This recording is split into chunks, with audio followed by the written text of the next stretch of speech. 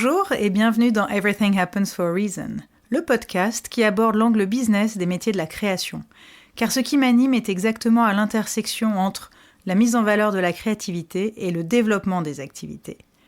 Je suis Lily Bonnet et vous pouvez notamment me retrouver sur Instagram, Lily Bonnet Management, LILI_BO2NET_management. Le 15 de chaque mois, je vais accueillir dans ce podcast un artiste, un designer ou tout autre acteur qui contribue à la promotion et au soutien de ces métiers. Alors nous n'allons pas parler de processus créatif, c'est certes passionnant, mais déjà exploré dans bien d'autres médias et avec succès. Je préfère me concentrer sur le cœur de mon action, c'est-à-dire le management, le développement, la stratégie, la communication. En bref, comment la magie opère behind the scenes.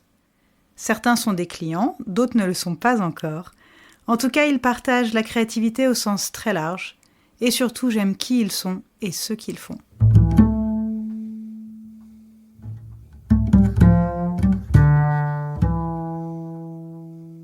Que l'on soit designer, journaliste, représentant d'une grande marque ou tout simplement fan de design, Salone del Mobile, c'est the place to be au mois d'avril.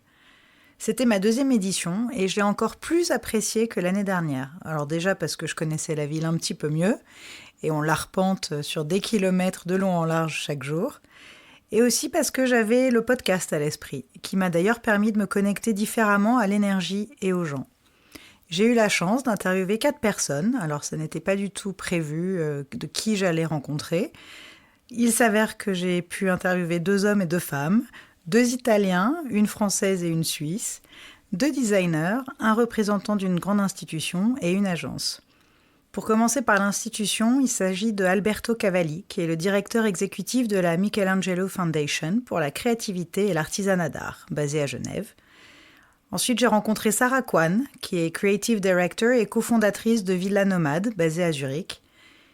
Riccardo Villa Fabiati, architecte d'intérieur et designer et fondateur de Monstrum Studio, entre Milan et Paris. Et enfin Chloé Nègre, architecte d'intérieur et designer, fondatrice de Studio Chloé Nègre à Paris. Je me suis donc laissée guider par le flow milanais et c'était particulièrement le cas quand j'ai retrouvé Alberto Cavalli, complètement par hasard, au Palazzo Lita, où se tenait donc l'exposition Doppia Firma, qui consiste à faire dialoguer en double signature des artisans, maîtres d'art, et des designers. J'ai rencontré chacun d'eux dans des lieux emblématiques. Donc Alberto, c'était au Palazzo Lita, qui est un lieu assez incroyable parce qu'il a résisté au bombardement. Il m'a raconté que seul l'escalier du palais a été touché. Et donc, il reste les tapisseries d'époque en pleine déliquescence, les dorures incroyables, les marqueteries, les parquets, etc. Donc, c'est assez fou.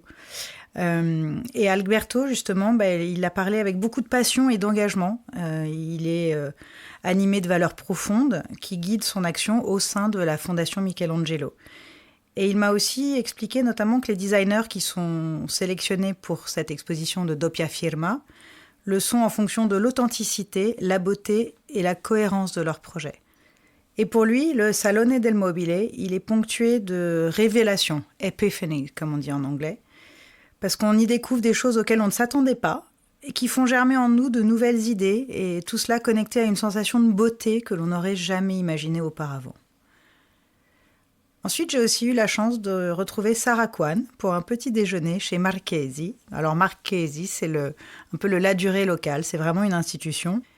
Et d'ailleurs, c'est drôle parce que la première fois que j'ai rencontré Sarah, c'était en 2016, à l'occasion de l'inauguration de Ladurée à Genève, réalisée par Inde Madavi. Sarah, c'est une férue de mode, d'art et de design. Elle est amie de grandes marques de luxe et elle a cofondé l'agence Villa Nomade, qui développe des expériences pour des marques qui souhaitent intégrer le marché suisse. Alors c'est très difficile pour elle de se définir, de se donner un vrai intitulé de poste, car elle fait un peu partie de cette génération de slashers, qui d'ailleurs n'aiment pas spécialement ce terme, qui crée du contenu, travaille dans l'influence, mais de façon totalement organique. Pour elle, ce qui est unique pendant le Salone, c'est que c'est beaucoup plus inclusif, décontracté, collaboratif. Il y a un esprit de communauté qui s'en dégage et que l'on ne retrouve nulle part ailleurs, ni dans la mode ni dans l'art. Riccardo Villa Fabiati, quant à lui, était à Alcova. C'est la plateforme itinérante dédiée au design plus libéré, pour paraphraser leur description sur Instagram, an itinerant platform for free thinking design. Cette année, Alcova se tenait dans les anciens abattoirs de la ville. Un site très très grand, très étendu, en friche, avec des vestiges de structures métalliques sur lesquelles la nature reprend peu à peu ses droits. C'est un peu comme des ruines du futur, comme disait Ricardo pour exprimer la poésie de ce lieu en plein décalage. Ricardo, il a notamment travaillé chez Bureau Bettac, Dimore Studio et India Madhavi avant de fonder Monstrum Studio, dont l'étymologie latine rappelle le terme anglais de freak. C'est extraordinaire, ça peut effrayer et séduire en même temps. Il y a vraiment cette ambivalence de l'inconnu qui attire. Et donc il a présenté à Alcova sa première collection, Solar Flare Sunset, et j'ai vraiment adoré cette expérience immersive. Alors d'ailleurs, avec cette idée d'immersion, on sent l'influence de Dimore et de Bureau Bettac, qui plonge immédiatement dans un univers qui peut presque déstabiliser. Et alors tout est calculé, c'est hyper précis, millimétré.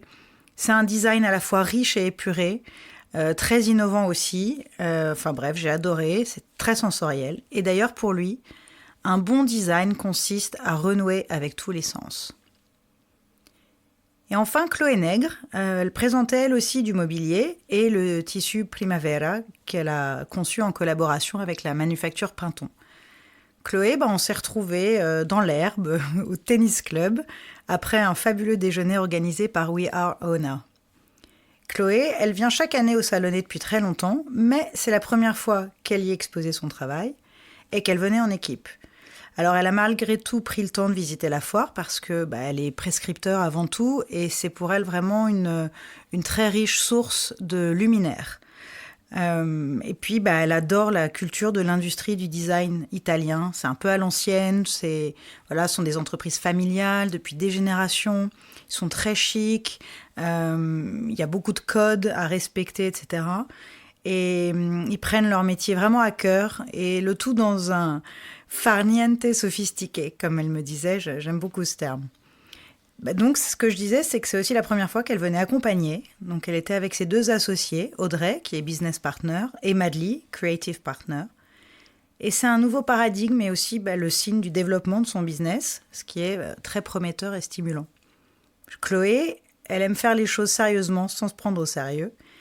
Et je les accompagne toutes les trois depuis près d'1 an et je les observe grandir individuellement et collectivement. Et elles sont vraiment animées d'un esprit d'équipe, de valeurs et de vision profonde au service du beau et de l'engagement.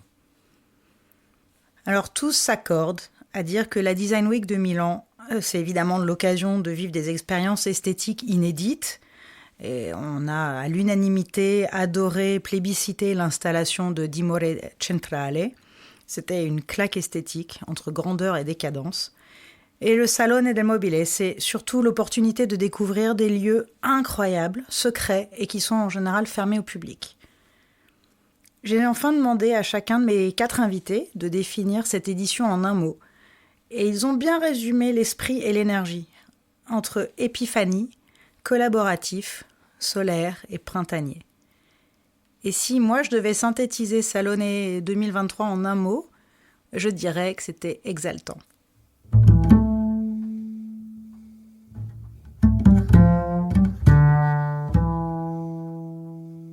Merci d'avoir écouté cet épisode. J'espère qu'il vous a plu et qu'il vous aura donné envie de le partager, voire de le réécouter. Spread the love, manifestez votre kiff, mettez des étoiles sur votre plateforme d'écoute préférée et surtout, n'hésitez pas à écrire des commentaires. Vous pouvez aussi me contacter sur Instagram, lily_bonnet_management. On se retrouve le 15 du mois prochain avec un ou une nouvelle invitée, ou peut-être même avant avec un épisode surprise, un bonus ou un épisode solo. Et d'ici là, n'oubliez pas que everything happens for a reason.